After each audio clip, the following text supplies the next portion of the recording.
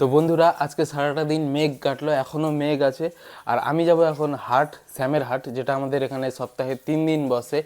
আর আমি আপনাদের সাথে হাটের ব্লগটাও শেয়ার করব। তো আপনারা ব্লগটা কন্টিনিউ করতে থাকুন। তো রাজ্জাক আমার বাড়ির বাইরে অপেক্ষা করছিল, আর আমি চলে আসলাম এবং রাজ্জাকের বাইকে বসলাম।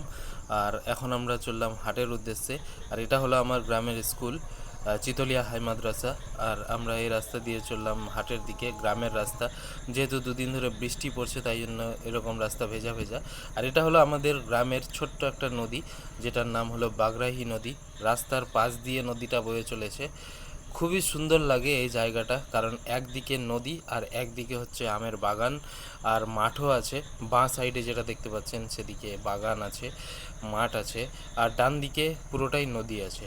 তো এই জায়গাটা একদম পুরো গ্রামের ফিল পাওয়া যায়, গ্রামের ভাইব পাওয়া যায়, একবারে ন্যাচারাল। এখানে কেউ আসলে অনেক ভালো লাগবে এই সিনারিটা দেখতে। আর এখন আমরা চলে আসলাম প্রায় বেজপুরা শ্যামের হাটের কাছাকাছি। এটা হলো স্বাস্থ্য কেন্দ্র, বেজপুরা ক্রস করেছি, এবার শ্যামের হাটের দিকে যাচ্ছি। এখানে একটা স্কুল হচ্ছে বাঁদিকে, যেই দেওয়ালটা দেখতে পাচ্ছেন। আর প্রায় শ্যামের হাটের কাছাকাছি চলে আসলাম। এবার আমরা শ্যামের হাটে ঢুকে পড়লাম। এই যে এখানে দেখতে পাচ্ছেন ভিড়, টোটো, অনেকগুলো দোকান। এটা হলো শ্যামের হাট। আর এই গাছটা অনেক দিনের পুরানো একটা গাছ, আপনাদেরকে এর আগের ব্লগে দেখিয়েছিলাম শ্যামের হাটের ভিডিও। কত হলে তাহলে ওই পটলটা দিবা গো? এই যে এটা হচ্ছে আমাদের শ্যামের হাট। এখানে সপ্তাহে 3 দিন হাট বসে, আর হাটটা রাস্তার উপরেই বসে। আর আমি আর রাজ্জাক এসছি আজকে। এই যে রাজ্জাক বাইক নিয়ে এসছে। এই যে রাজ্জাক কচু নিচ্ছে। কচু কত করে? 20 টাকা কিলো, করলা হচ্ছে 25 টাকা কিলো। করলা 25, হাফ কিলো। বাঁধাকপি আছে, টমেটো আছে। দেখুন হাটটা কত ফাঁকা জায়গায়। আজকে বৃষ্টি হচ্ছিল বললে একটু বাজার দোকানগুলো কম বসেছে। এই যে এখানে লাল শাক বিক্রি হচ্ছে, আর এটা হচ্ছে দেশি পাটের শাক।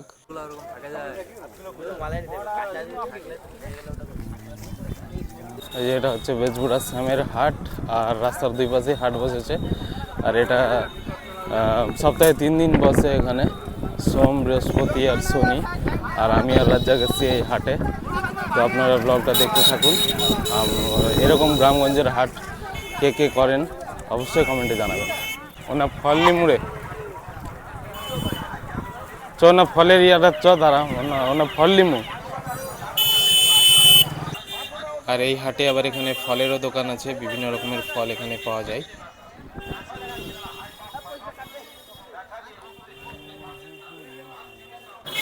তো আমাদের হাট করা কমপ্লিট হয়ে গেল, আর আমরা বাড়ি চলে যাব এখন। তো কার কার গ্রামে এরকম সপ্তাহে হাট বসে অবশ্যই কমেন্টে জানাবেন।